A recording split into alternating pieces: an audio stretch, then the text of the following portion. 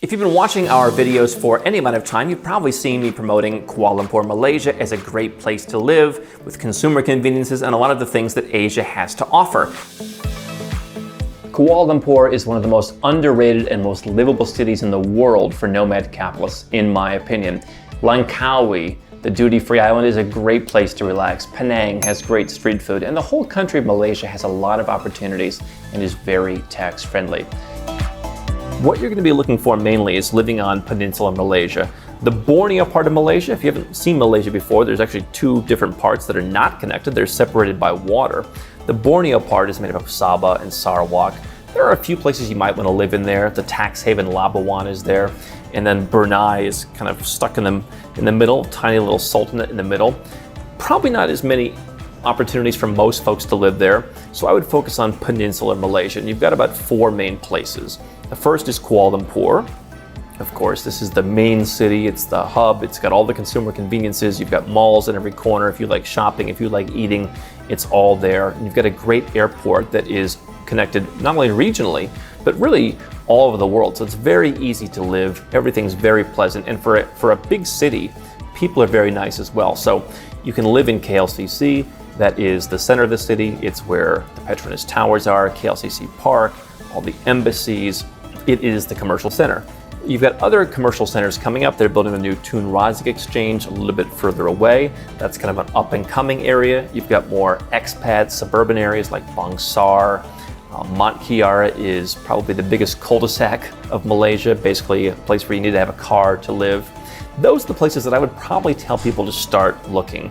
If you are a wealthy local, you might live somewhere like Damansara, Petaling, Jaya. That's more of a home place to live. And what's interesting about Malaysia is you can buy an actual home, or as they call it, a landed property.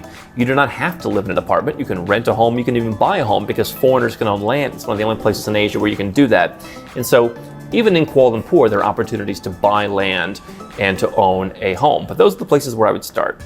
If you like more of a traditional Asian vibe, Southeast Asian vibe, and you want the water, then I've advised people to look at Penang. So Penang is basically the one majority Chinese part of Malaysia. Obviously, Malaysia has numerous different ethnic groups. In most places, the Malays are the dominant group. In Penang, it's a majority Chinese state. And so the part of Penang you generally live on is an island. It's connected by a bridge, so it's not like a tourist island. It's an actual place with second largest metropolitan area in the country. And so you can live in Georgetown, which is a very interesting, a bit more, again, Southeast Asian place. You've got more street food. You've got different stalls. You've got your massages. You've got kind of more of that Asian vibe. You've also got beach. You've also got water. And then if you kind of drive around the coast, areas like Batu Ferringhi, all different areas along the coast, you can actually live on or near the beach, generally near the beach. So they've got villas, they've got sea view apartments, near the city center. If you like to be connected with water, now some people, they're used to being around the water, they want to be on the water. Kuala Lumpur is kind of close to the water in the Klang Valley. Perhaps the closest place people go to the beach in KL would be Port Dickson, about an hour away. But if you want to be really on the water, then you would look at Penang. Now, if you really want to be in a resort area, you can go to number 3, which is the island of Langkawi. This is the duty-free island in Malaysia, and it's right up there in the Andaman Sea, very close to the Thai border. And so, if you like buying cheap booze, that's why a lot of people go there. They buy everything duty-free, cosmetics, stuff like that, and bring it back. It's a lot more remote feeling, rural feeling. That's certainly changing as they've done a ton of development in recent years. You've got a lot of hotels, a lot of 5-star hotels. People own villas. They've built more properties, like, again, sea view condos, villas for sale. The challenge in Malaysia, which is not really a challenge, but properties generally tend to be larger. So whereas many other Asian cities, you're going to be jammed into a shoebox apartment, or a 3-bedroom might only be 700 square feet. In Malaysia, it's very spacious, and so it's hard to find a smaller villa in some of these places. I think, especially in Langkawi, it's very hard to find. It's hard to find a lot of real estate available up there. It's certainly a much more laid-back, slow pace of life. Where in Kuala Lumpur, you're spoiled for choice. I think in Langkawi there are fewer options. It's very much a village in sorts, and if you drive around, you'll see people just living in a village atmosphere. Very nice, lovely people, but they live in concert with the tourists. And so what you've seen is a few more projects recently that have become, that you've seen freehold projects. Generally, Langkawi had a lot of leasehold projects where you didn't own the actual land, you had a lease on it. Now there are some freehold projects that I've been seeing. If you want a place where the internet's a bit slower, life is a lot slower, you're on the water, it's probably a nicer beach along the parts of the island that you'd find in a Penang. So if you're looking for the ultimate best beach and you're willing to make some sacrifices for that, I imagine it's like living on one of the smaller islands in Hawaii or something like that. It's like living in one of the South Pacific islands. It's a bit remote, although what you're seeing is both Penang and Langkawi are seeing now service, including, I believe, Qatar Airways was flying there, so they're seeing a lot more international connections. It's not like you always have to go to Kuala Lumpur. You're starting to see more availability for getting in and out. But certainly, Kuala Lumpur the most developed, then Penang, then Langkawi. Kind of the wild card is Malacca. Malacca for me is a great weekend destination. I know there are a few expats that live down there. It's about an hour and a half to 2 hours south of Kuala Lumpur.